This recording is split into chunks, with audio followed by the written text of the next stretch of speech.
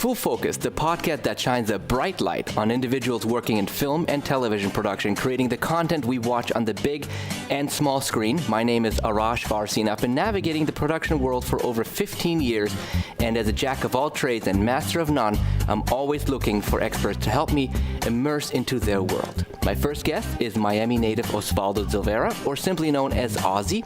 He has been in the television and film industry for over 28 years and specializes in operating the Steadicam. His Steadicam work can be seen in motion pictures like the Academy Award-winning drama Moonlight and music videos including Drake's God's Plan and Dua Lipa's New Rules, which has garnered over 1.4 billion views. That's a billion with a B. Welcome to the show, Ozzie. Thanks, Arash. Thanks for having me. Thanks so much for being on with me. And you were just up in Orlando, right? Shooting. Yes, we were in Orlando working on a Hilton job. Hilton, I guess, purchased the Embassy Suites hotels, and I guess that might have been a long time ago. And then they wanted to do a small film regarding one of their key employees. So I was just shooting a few parts of that production. Were you doing a Steadicam for that? Yes, just Steadicam on that. You do a lot of Steadicam work. Yes, recently, I would say the last 10 years have been almost exclusively Steadicam. I do still work as a director of photography for the reality market, and I usually take on about one series per year, where I'll do the entire series. A reality series can run anywhere between 6 weeks to 18, 19 weeks, and sometimes it's abroad and sometimes it's local. I've been really fortunate. Since my kids were born, I've been trying to take mostly local, long-term reality DP jobs. Right. For the Steadicam jobs, I still travel quite a bit. Now, for those of us who don't know exactly what a Steadicam is, can you explain to us what a Steadicam is? Sure. A Steadicam, if you're familiar with the shot when Rocky, in the first movie Rocky, when he runs up the steps of the Philadelphia Museum, and he raises his hands there like in celebration that he made it, that shot was one of the first times that the viewing public saw a Steadicam shot where the camera was free to move and was not tied down to a tripod or to a dolly, and it was completely unencumbered. It can go wherever somebody who was carrying it can take it. That wasn't the first time it came out. The first time it came out was on the movie Bound for Glory. It's hard for us to imagine now because we see movies that have Steadicam in it. We see television shows, commercials, music videos, even corporate functions that have a Steadicam being used. But at that time, when all of a sudden the camera was free to move in between cars over railroad tracks on the movie Bound for Glory, people didn't know what they were seeing. Like their minds, like people in the production world, their minds were literally going nuts. Like how is this camera moving? Similar to how Hitchcock did with the camera in the movie Rope, where the camera was always moving and there were hidden cuts throughout the movie, and the movie looked like it was just one long picture. Right. And yeah, there's many movies that had similar moves and similar scenes.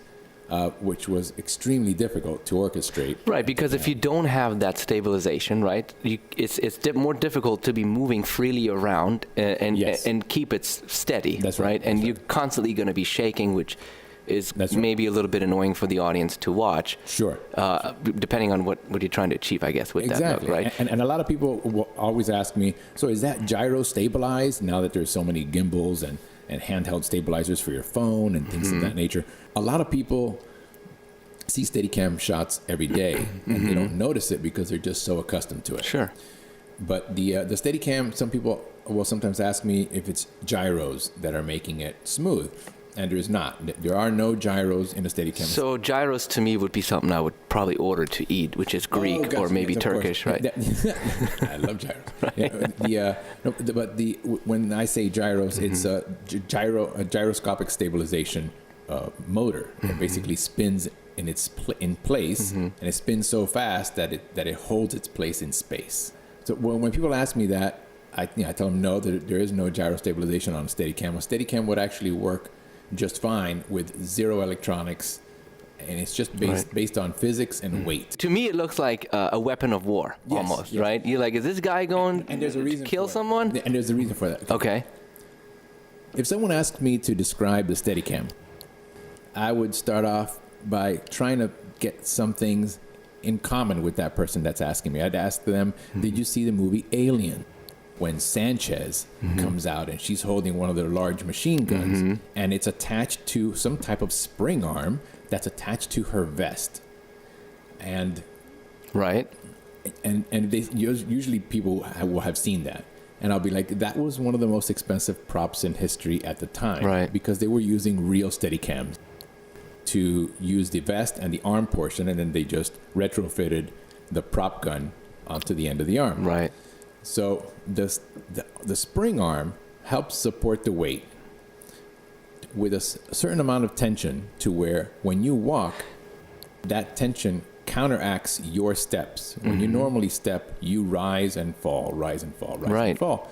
And that arm will counter those moves so that the camera that's on the post at the end of that arm stays in its same place. Position. It stays in the same movement in space. If you're moving forward and you're moving up and down, that camera is not moving up and down. It's just flowing through space the way you're controlling it. Sure. And it's counterbalanced by it stays upright because of the weight at the bottom. And so you'll put your batteries at the bottom and you put a monitor at the bottom. Some people are like, no, the monitor should be on top. But if the monitor's at the bottom, you're looking down at the monitor and you can also see the area around around the floor, just past the monitor if you're looking down at it. And that way you don't trip over things. The Steadicam is a very niche type of thing. Not a lot of people operate Steadicam, but it's not something that most people just jump right into when they first start, right? No. A lot of people, back in the day, there used to be a false idea that you had to be a certified Steadicam operator. And a certified Steadicam operator only means that you got a certificate. There's nothing really more to it than that. A certified Steadicam operator is somebody who went and took a course at one of the many places you can take courses for a Steadicam, and you got a certificate. Right. And rental houses were really the people that were requesting that you be a certified Steadicam operator, so that they at least knew that they were loaning you $20,000 or $30,000 piece of equipment back in the 70s and 80s, and that you knew somehow, you knew how to work it. Right. That you weren't just going to try to piece it together, throw out your back, because if you don't do it right, you can really mess your back up, depending on how much weight you have on there. But if you do it properly, you'll never hurt your back. Really? Because these things get heavy. They can. How long do they recommend for you to have a Steadicam on before you put it down and take a break? There is no set recommendation. Because there's no governing body as to what you physically can do. Just like a regular handheld operator, there's no governing body as to you are your own person. You just make sure that you don't get overly tired or overly fatigued to where you're going to do something that's going to hurt you. Because one thing that always fascinates me is when I watch football or soccer games, I should say, right? And you see the Steadicam running up and down 45 minutes, straight. Sure. And I look at these guys and I'm like, I feel bad. I mean, they got to be tired by the end of it. Oh, absolutely. And if they are completely wireless, then that rig, including the vest and the arm and the sled with the camera and the wireless transmitter to get back to the broadcasting station or the broadcasting booth, you're talking 55, 60 pounds. It could be a little less with the newer cameras, right? But it's usually right around that area when you add it all up. Yeah, and it puts it puts a strain on your back. Right? I mean, yeah. There are different vests. There's the back-mounted vest, like the Walter Klassen vest, that puts more of the stress on your glutes and on the top of your quads, and then you also you feel it a little bit around your waist, the waist muscles. But the traditional vest, which is a front-mounted vest, that you do feel it in your center back, like right in the center of your back and on your shoulders, but. And some people actually have both vests. Right. I carry both vests, and throughout the day, I'll switch over. Got it. The muscles. But you didn't start as a Steadicam op, right? You started as a camera operator, I guess, right? As a camera operator, that's right. I started working at a production company doing videotape depositions. So a lot of legal work and very mundane stuff, just sitting there watching lawyers argue with each other. Right. And I also got some some experience doing accident recreations through the same company, and medical work, everything from surgeries. So I shot a lot of surgeries.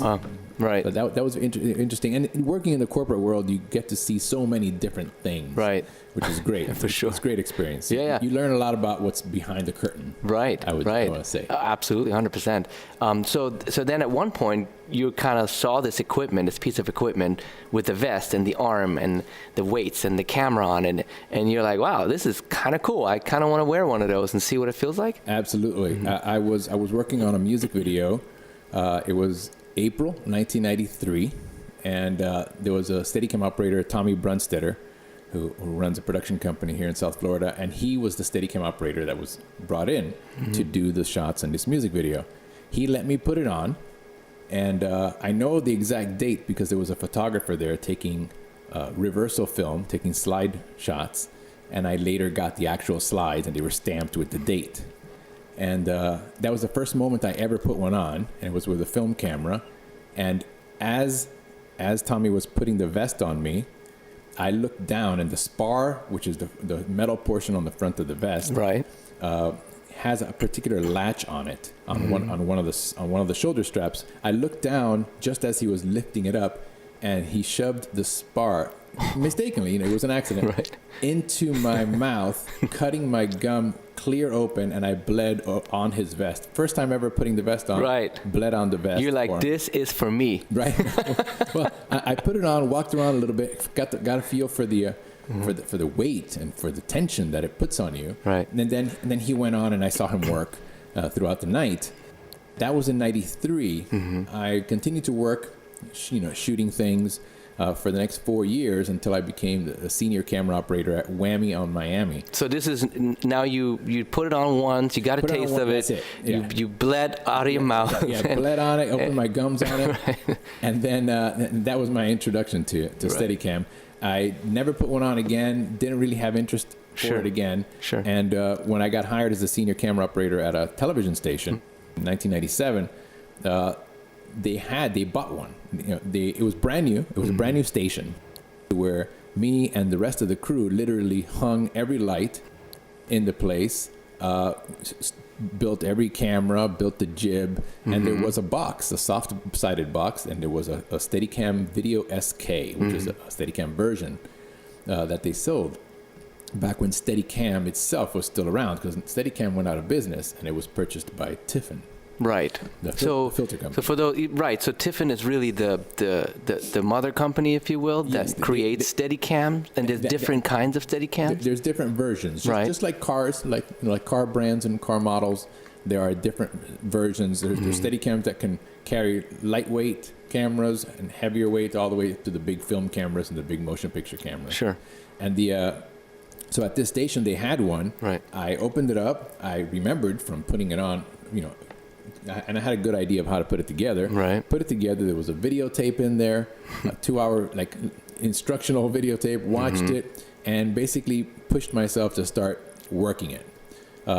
So I started, I started operating a lot of things at that station. The following year, I purchased a full-size one, because that one was really only for video work, and film was still a very prevalent thing. What year are we talking about here? 1997. Okay. Wow. So. So 4 years later. 4 years later is the next time when you got reintroduced to the Steadicam again. I got reintroduced and thrown into it. Since I was a senior camera operator, sure. It was my task to either assign someone to operate that thing or do it myself. Got it. So I started operating it myself and really learned by trial by fire. Sure. And like so many of us do. Sure. I think that's really the best way to do it. Right. It was very hands-on. And the following year, I purchased a full-size Steadicam, one that could carry a big Arriflex motion picture camera, just like in any large movie. So I bought that. Because that's a big purchase. It is. Right? I mean, these things are not cheap. That's right.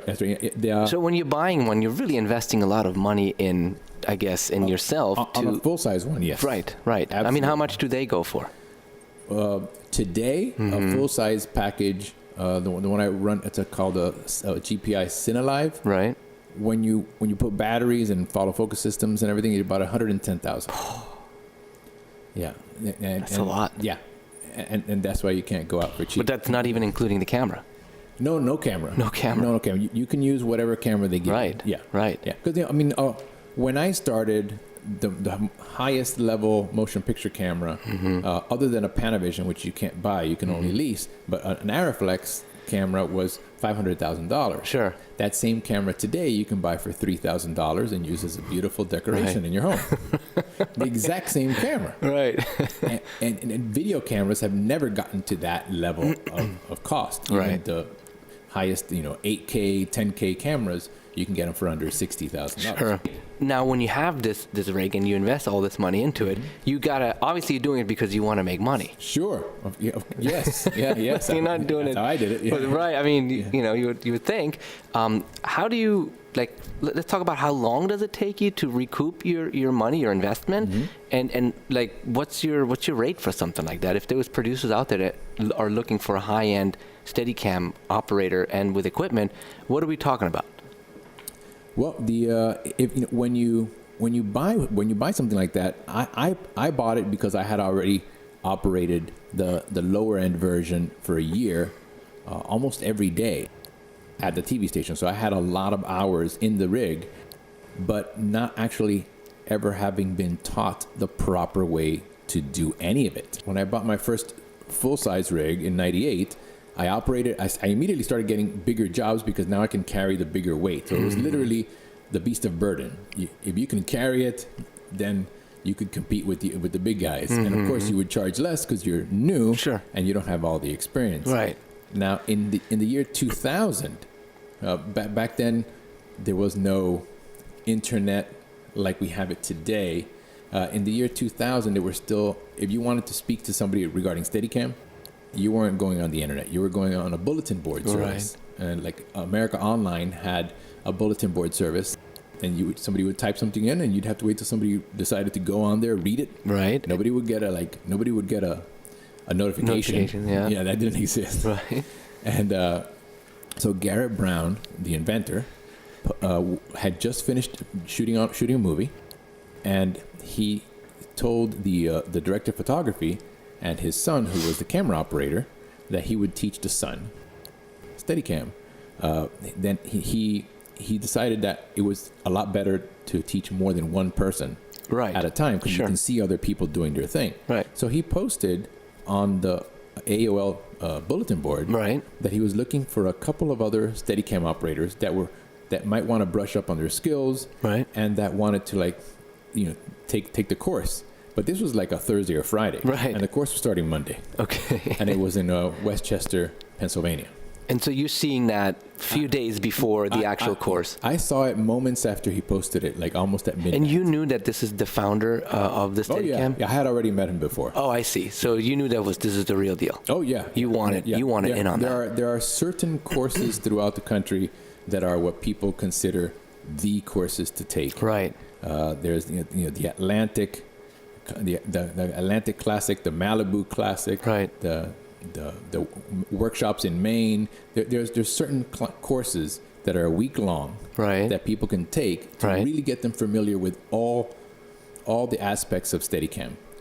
When you get out of that course after 6 days of working and playing with the different systems, different size systems, you've been playing with those things for 10, 12 hours a day. Right. At that point, you know enough to walk like a straight line and do a few moves, but you're still not, you shouldn't consider yourself a full-fledged Steadicam operator. That's all you've ever done. Now, when I saw that course that he put up, he wasn't actually asking anybody for any money. He just wanted people who could be there and be there for real. I responded to him immediately. Another local Steadicam operator down here also responded to him. Right. A Steadicam operator I didn't even know. Sure. So we both, he told me about the other guy. Right. We spoke. We flew over there. Right. Like within a day. Like we flew over there, and we took the whole course. And I learned that I was doing it all wrong for 3 years. The whole time. All wrong. I was never adjusting the weight control on the arm. I was lifting things. I was doing more work than I had to. Right. I wasn't letting the system do its job. Sure. So I came back from that like 100% better. Right. It was worth it. Oh my God. Well, how much did you spend on that? Just my flight and my flight, hotel, and rental car. Oh, it was a free course. It was a free, basically, at the time. It was a free course. Because today they're not free anymore. No, they're like $3,600. Right. And it's like a week course, right? Yeah, it's a week. And they have course. different tiers? No, they have the... No. It's all the same. Yeah, if you take one of the big courses, right. It's a week long, and you're in the vest most of the time. Right. And there's, like, you know, the Steadicam, the Tiffin courses, they mostly are going to have a lot of their rigs. Their branded rigs. Right. There's a couple of other courses that are done privately. Right. With different brands of equipment. So if someone wants to go and do a course and wants to use one or go to one of those big ones that you're mentioning, what should they be looking for when they're looking for it? They can go to the Steadicam Operators Association. Oh, there is such a thing? Yes, yeah. That's the Steadicam, the SOA, the Steadicam Operators Association, and you'll be able to learn about all kinds of, all the courses and when they're happening. Also, on the Tiffin website, right. If you go to tiffin.com, you'll be able to click on Steadicam and see where the courses are going and how much space, because they don't just take everybody. Right. They take anyone, but not everyone. You know what I mean? Like they have a certain limit of people that they can take. Right. It fills up. Yeah. They'll only do, for instance, 4 students per instructor. And the instructors are all working Steadicam operators who get paid to teach this course.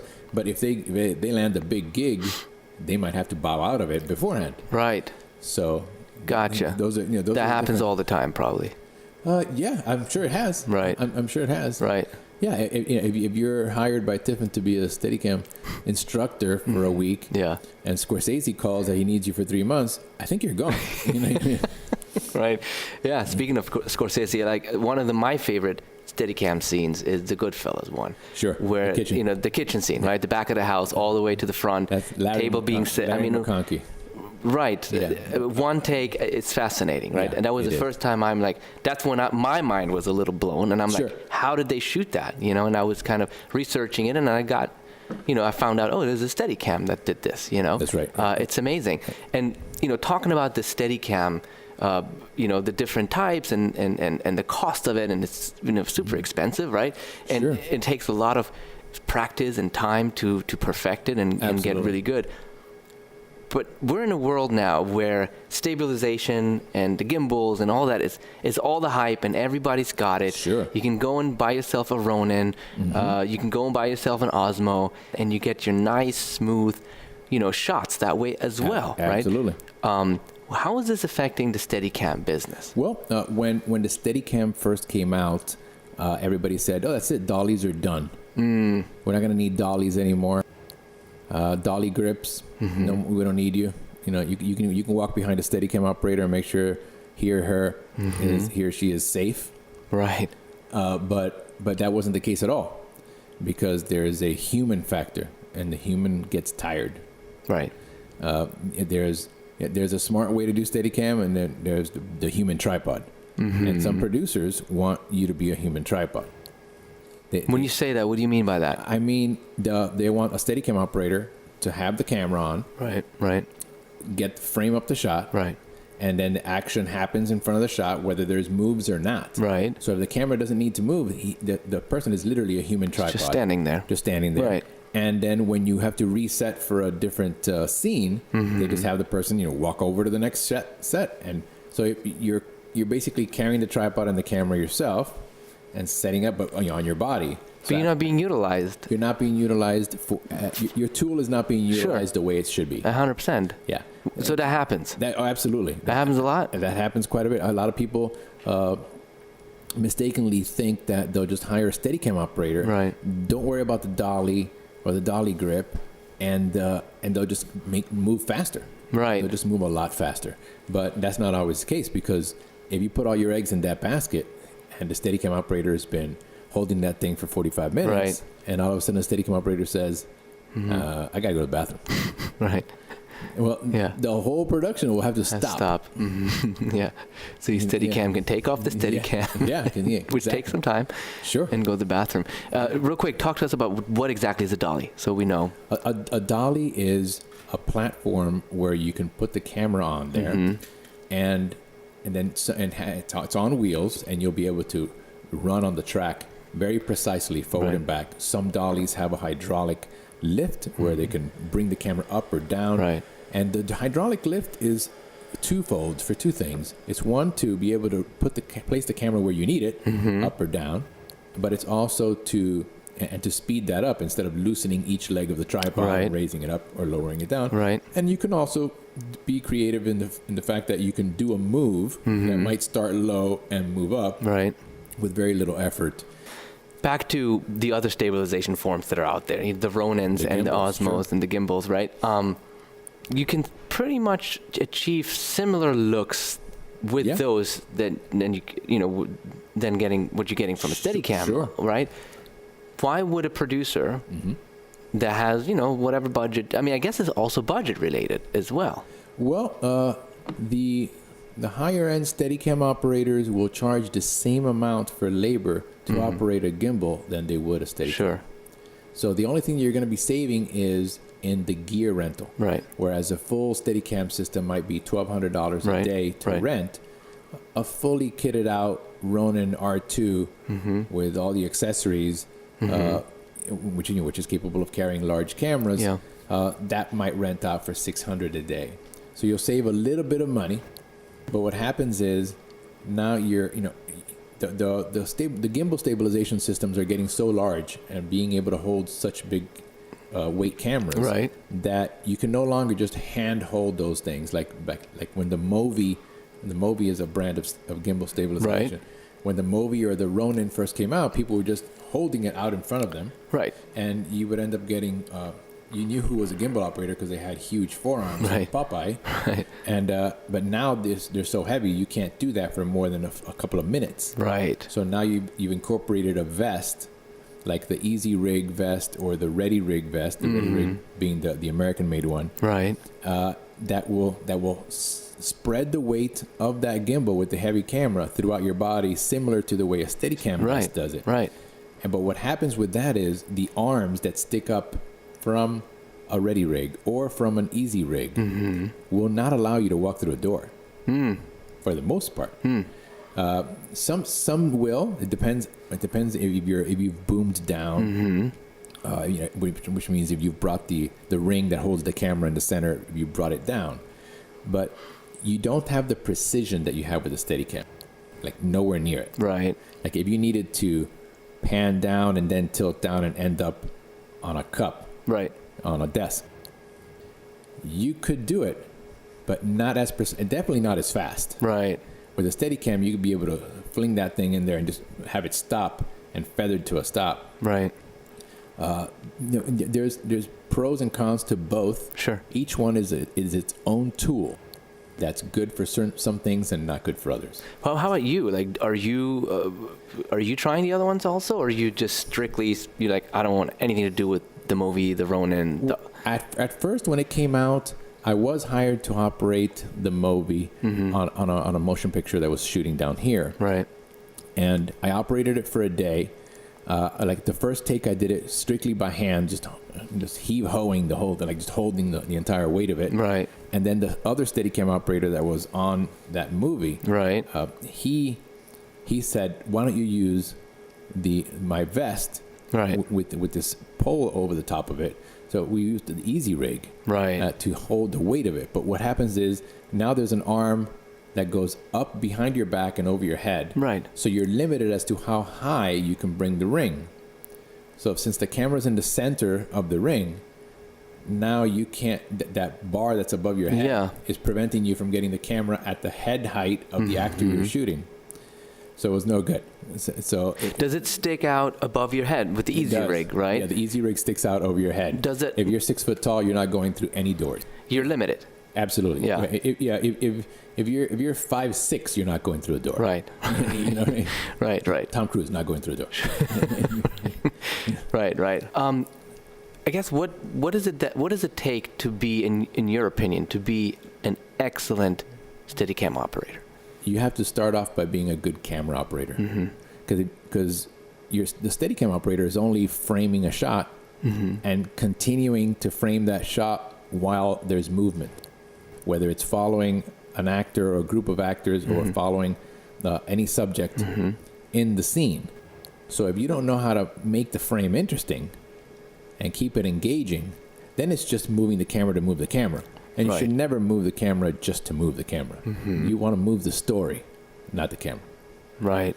Do they teach you that in these courses, these Steadicam courses? They do. They do. And they're big on letting you know that you should be a great camera operator before even starting to do that. And there's many, and I've seen this, it's very common here in South Florida, everywhere, where there's a big production community of people wanting to be a Steadicam operator. Sure. You can buy a fairly good system used for $8,000 or $9,000. Right. And you can carry a good range, especially with the newer cameras, the Reds, the Harry Mini, the Black Magics.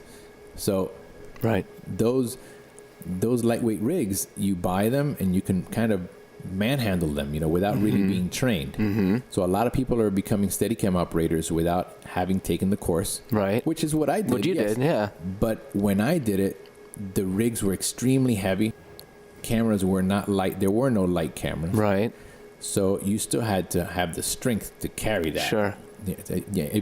It was going to separate the men from the boys, is one way to say it, So you definitely recommend for someone who wants to enter this business or this game to do the course?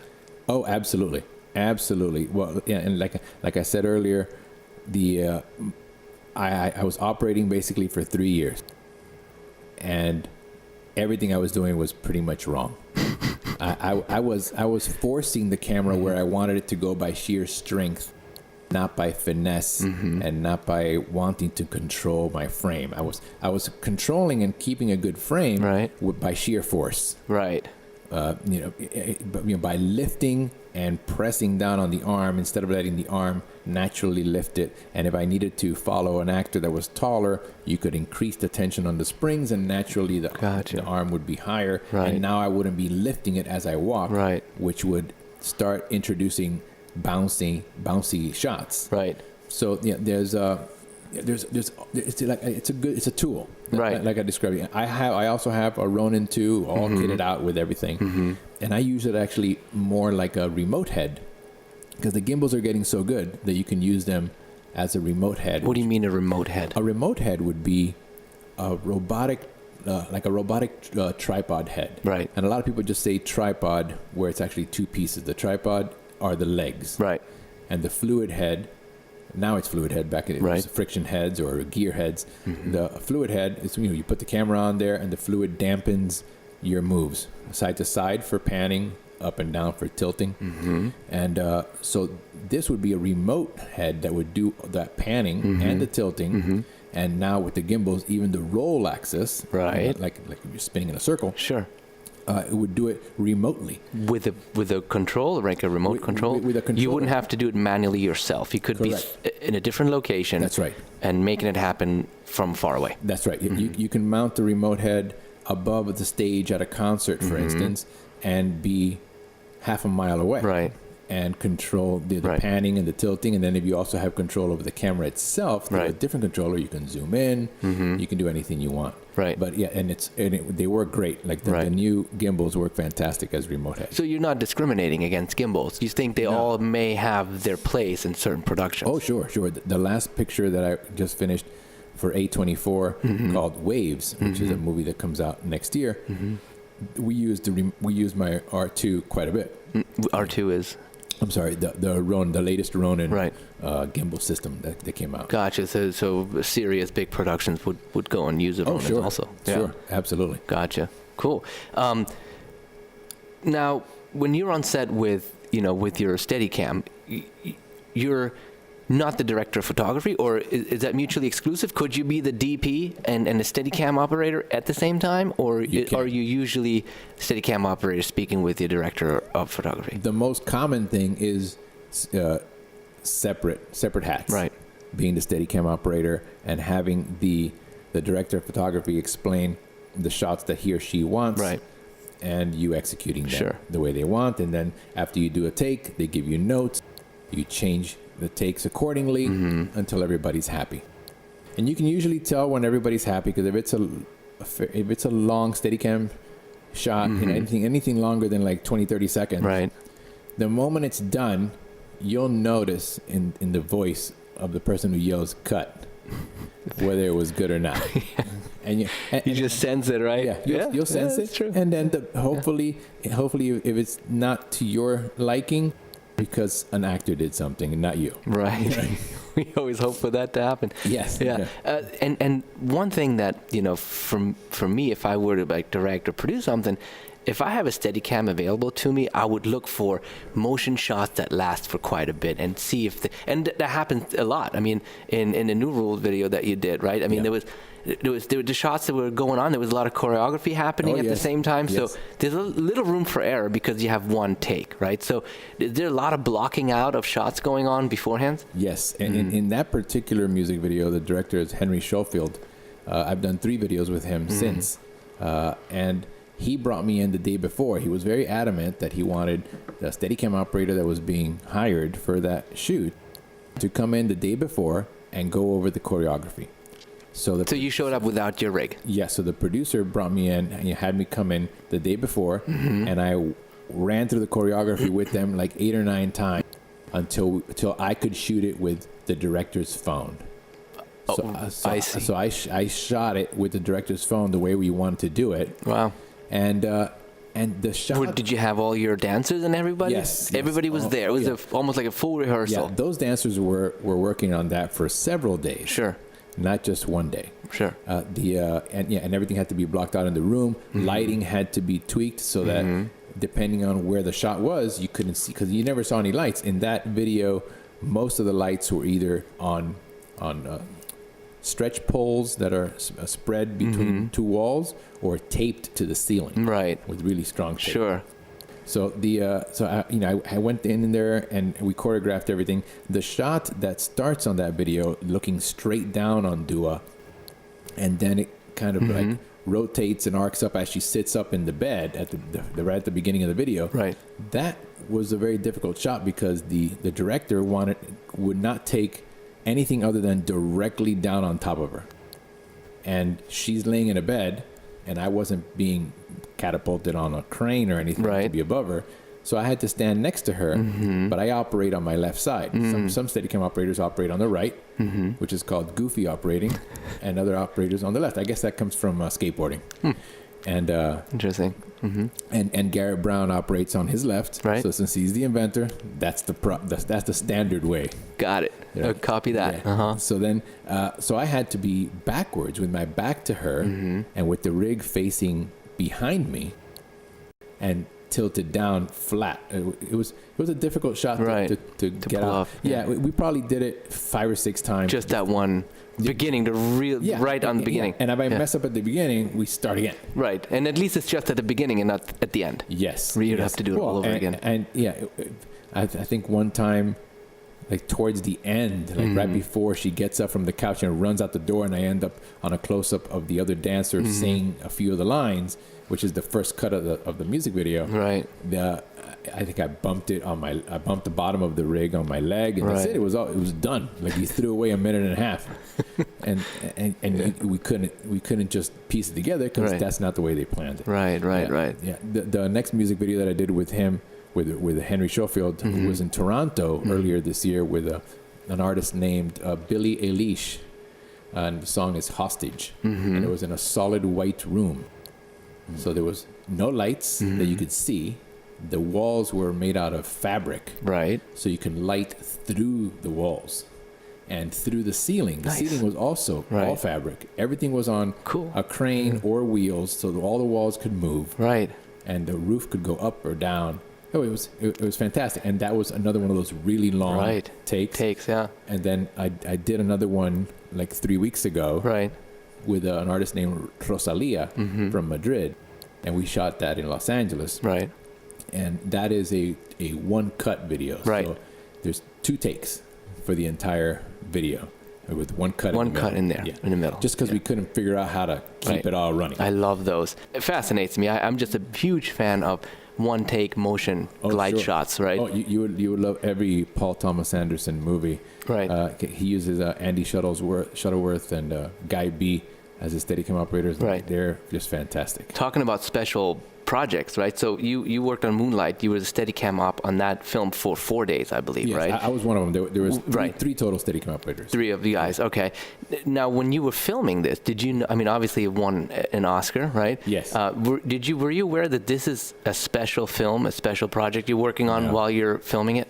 No, because all of the shots that I did in the movie had 0 dialogue. Oh, Like if you piece all my shots together right, that were used in the picture, it's a little over 2.5 minutes right, of total picture time. yeah, And there's not one word said. So Right. being that I was only coming in and doing the shots and leaving, I wasn't even given a script or anything. Right. So I had 0 clue what the movie was about Right. until I saw it at the cast and crew showing yeah, at the Colony Theater that Sure. they had after it had already debuted at Toronto and Telluride and had already started getting a little bit of following. They did just the customary cast and crew showing in the Right. city it was shot in, right, and that was and it was, I was looking at it going, oh look at that, oh, interesting subject matter, it's cool, Right. it's done well.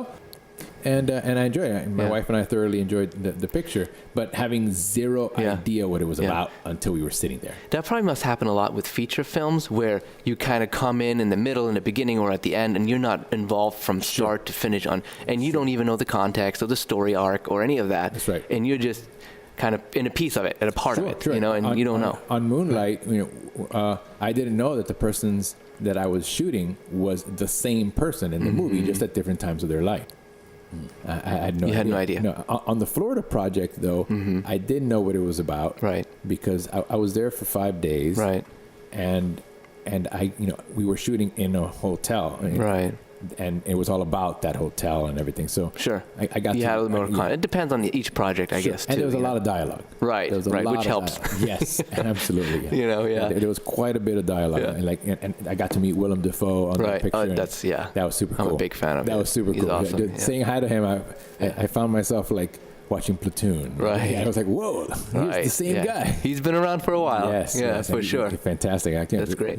What is he? The Green Goblin. Yeah, Is that and right? Spider-Man. In Yeah, Spider-Man, no, he's awesome. He was great. And how about working with Barry Jenkins? I mean, he's a director for Moonlight. That's right. He's a local guy. Yep. He's from Liberty City, I think, and That's a lot right. of the That's right. scenes were filmed in those. So how was it? It must have been a very personal project for him. It was. Now, with me, he was working mostly with the director of photography, James Laxton, who got nominated for the Moonlight as well for Right. cinematography. And cause he and James went back a long time, and the producer, Right. Daly as well. But the interaction between Barry and I was most felt for one of the last scenes that I did in the movie, which is where Black, which is the older, when Chiron is now older, when he arrives at a diner to meet up with his old school friend Kevin, Right. and he arrives at the diner, he gets out of his car, and the shot seems like a totally locked off shot. Right. Like camera's just stopped there. He gets out of the car, he looks over at the diner, then he brushes his hair, puts on a shirt, pulls his chain out of it, and gets himself all ready, throws it in. And I was going to start making a move, and Barry was just like, no, hold it, just hold it, just let it go. Just let it just hold it, hold it. And so when he closes the car and starts walking, that's when Barry just gave me the push of like, and go. Right. And that locked off shot, Right. Switching it over to a moving Sure. shot all in one made it feel fantastic. It was very nice to see that lock off and then having it start moving. And one thing that I didn't realize was that when I was shooting Chiron walking through the hallways of the high school, Right. when he was on his way to go beat up the bully, Right. he would tell me, okay, and right when he's about to hit the door, tilt down to the door handle. Right. So I would tilt down to the door handle. Then we would cross to another part of the school, be on the other side, and he'd say, okay, start on the door handle. When that door opens, then you start pulling back and boom up right to his face, and then keep his face closed. So I didn't know that he was doing those things on purpose. Those were the stitches that were putting that scene together, going to the door, going to the door handle, Right. then back up. And when he's older, Right. when I follow him into the diner, right before he grabs the door, when he goes to the door, the camera goes right down to the handle, and then it cuts to the inside of the diner. Gotcha. So when you're watching this, when whole I was movie, watching it, then I was putting it together. it makes sense. That's why we were filming that. That's why we were doing that. Yes, and I had forgotten about that small detail. Sure. But that small detail, that's what makes a big difference. Absolutely. Yeah, that's awesome. Now, for people who are listening to this, who may have just started in the business and they're operating camera and they've seen the big boys working on the Steadicams, and they get inspired by this and they want to do something like that. What would be your one advice to someone? Well, you're in a great time. There wasn't that much reference material other than renting a VHS at Blockbuster, right, and forwarding past the whole thing and finding that clip, Steadicam clip. Yeah. So now you can go on YouTube and type in best Steadicam shots and watch things for an hour and watch the super good work of the masters of Charles Pappard, of Larry McConkey, Andy Shuttleworth, Guy B, Dan Neese, all these like super operators. And in today's television shows, the Steadicam work in a regular episodic is at the same level as the features. Oh, sure. Because episodics are now 44-minute features. Right. Yeah. They're amazing. Yeah. The production value is through the roof. Yeah. And you have more and more A-listers signing up to be on television series, right? Absolutely. Yeah. That's a phenomenon that's been happening. Yeah. Mm-hmm. And then some procedural shows are really heavy on the handheld, and some are heavy on the Steadicam, and some are only dollies. If I'm not mistaken, I believe that the three different versions of Law and Order. I think there was the regular Law and Order, the Law and Order Special Victims Unit, and then there was another one. I forget, but But one of them was all dollies. The other one was all handheld, and the other one had heavy use of Steadicam. Interesting. And so one of the shows that started shooting Steadicam the most, I believe, was ER. ER was just Steadicam intense. Right. So you would say to them, research, go and watch and there's learn. So much to research. Yeah. Because the same videotape that came in that bag with the Video SK Steadicam, that videotape is like 25 years old. Right. Actually, probably more than maybe 35 years old. And it's called the EFP Training Manual. Okay. EFP, like electronic field production. Right. And that was a Steadicam version that Steadicam came out with. Right.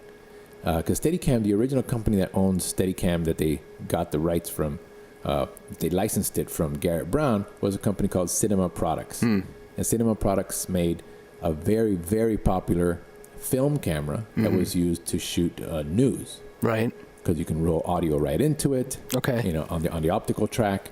And it was a huge company. Cinema Products was like. Are they still around? No. Cinema Products went out of business, and then the Steadicam pretty much almost died with it. And then Tiffin bought it and started with doing research. Oh, so Steadicam was around before Tiffin. No, Tiffin was around on its own right. Right. Making filters. Right. But they weren't associated with the Steadicam at that time. Not at all. No, Got it. Steadicam was. I believe was 100% owned by Cinema Products. It's because you have to probably go on a Tiffin website to look at a Steadicam. You do. Look at your Steadicam. To go see a Steadicam by name. It's become the Xerox because you say or Band-Aid. Or Band-Aid, right. Correct. Whereas like the stabilizer that I originally started with was Steadicam, branded, from Cinema Products. I never owned a Steadicam when from the versions that Tiffin made. I had already switched over to a company called Paddock Radical Options, or Pro. Gotcha. And a lot of things that are foreign made and they're not very good quality, people call Pro, like a professional this or professional that. So a lot of people mistaken it when I say, oh, I use a Pro Steadicam. They all kind of look at me like, really? I was like, it's Paddock Radical Options. Right. So the GPI, which is George Paddock Inc., the GPI CineLive is the system that I use. Got it. And then again, it's still not the system that they sell the entire thing. Right. I've made like a Frankenstein rig out of it. You make your own. Yeah. Because you get the post that you like. Right. Some people like a 2-inch post for rigidity. Right. And a different gimbal. Right. And when I say gimbal, it's not an electric gimbal. It's literally just ball bearings. Right. To It's all physics. It's all physics. Right. Correct. Right. It's all physics. Right.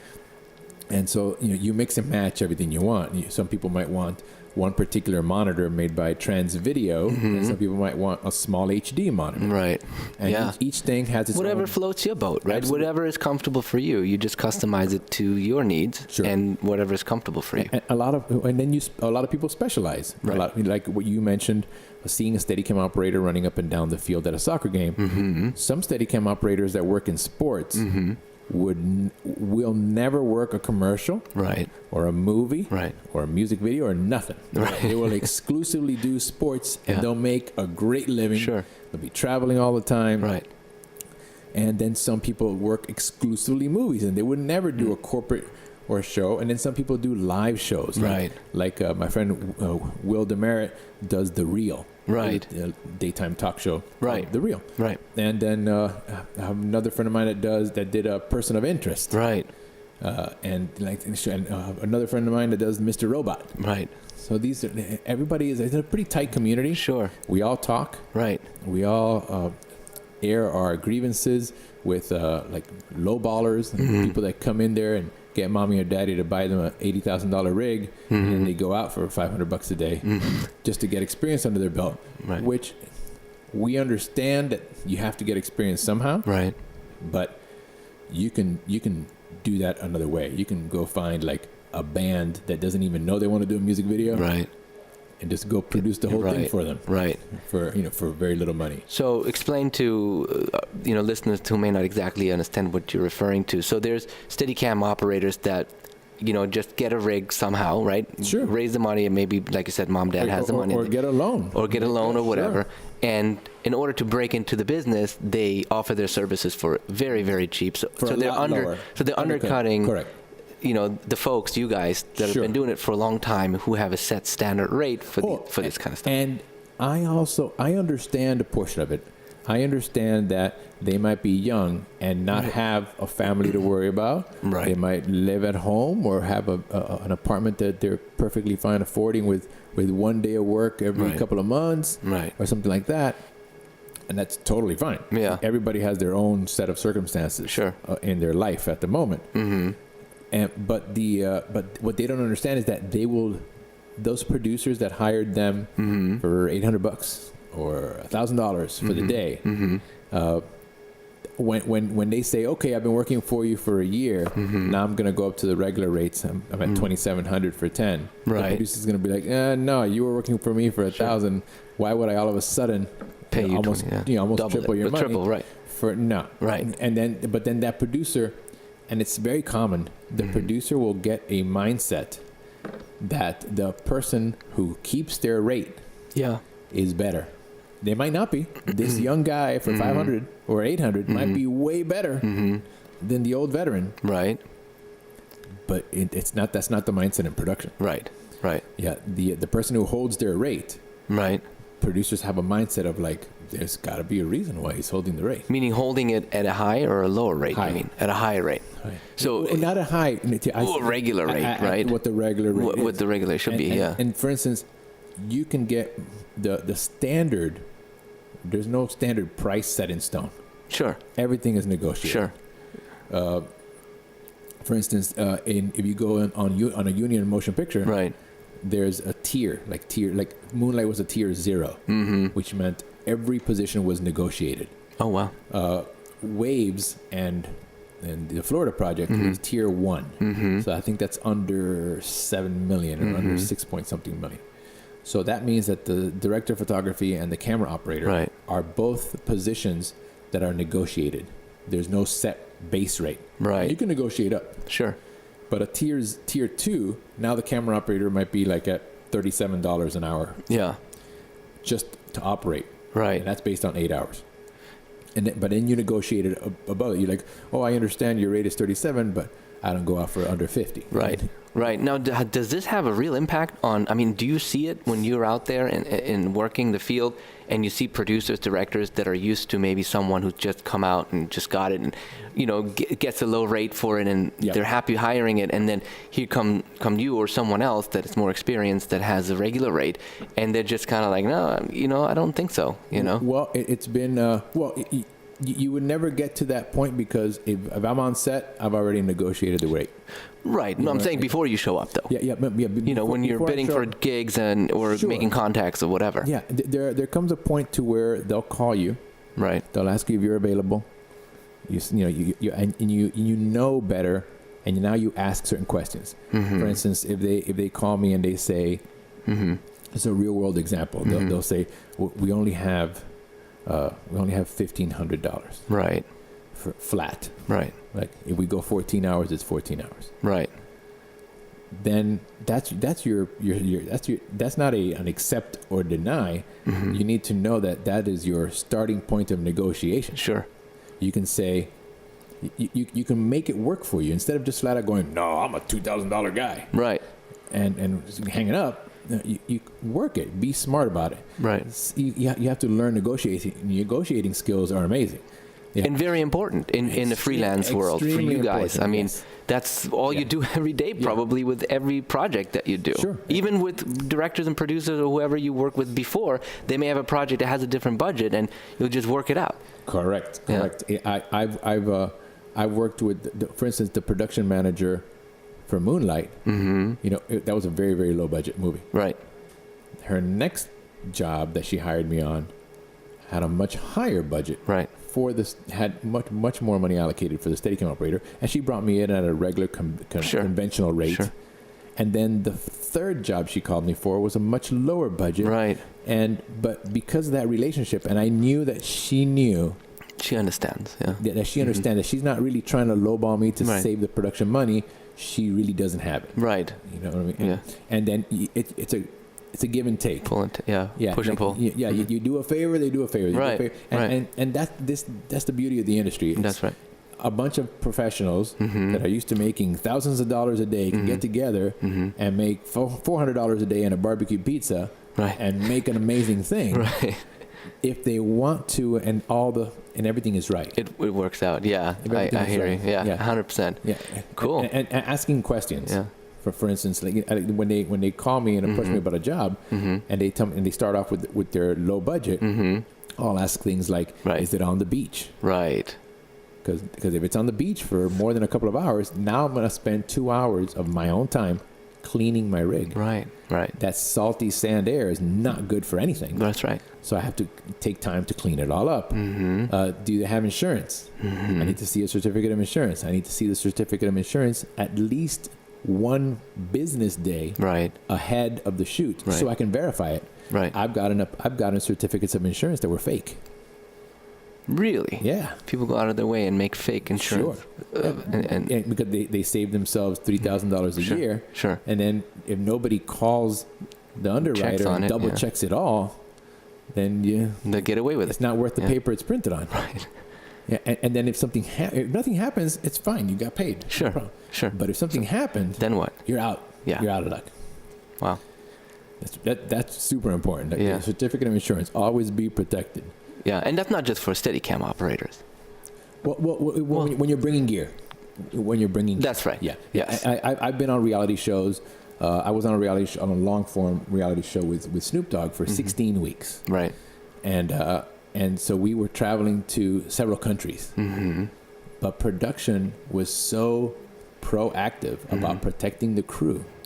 They hired security detail in the different countries, and they gave all of us a card with a policy number that we were now covered. Right. Additionally covered. Right. In those countries with a specific emergency number to call. Nice. Where a detail would know where we were at all times, even though we were never in a dangerous country. Yeah. Right. But they were very proactive. Sure. On the flip side, there's another production that has the crew that's asking a crew members to sign away their liability. Right. And they're going to a very hostile country. Right. This is happening now. Right. And a couple of the guys called me and they were like, absolutely no. Right. No, do not sign that. Sure. Yeah, like, Sure. Don't say absolutely no. Right. Live to work another day. Doesn't matter what they tell. Yeah. They talk, oh, you're scared of. But it also says a lot about the production company or the producers if they care and they take care of the people that come out there to work for them, and then they'll take care of them too. You know, they'll do an amazing job, and it's just a positive vibe, and everyone knows they got each other's back from the very beginning because things are done right and the way they were supposed to be done. It's like food. You work real hard and your lunch is really, really bad on the set. Right. Everybody's upset. It's such a simple thing. If the lunch is amazing, they'll work better. Yeah. It's like an investment.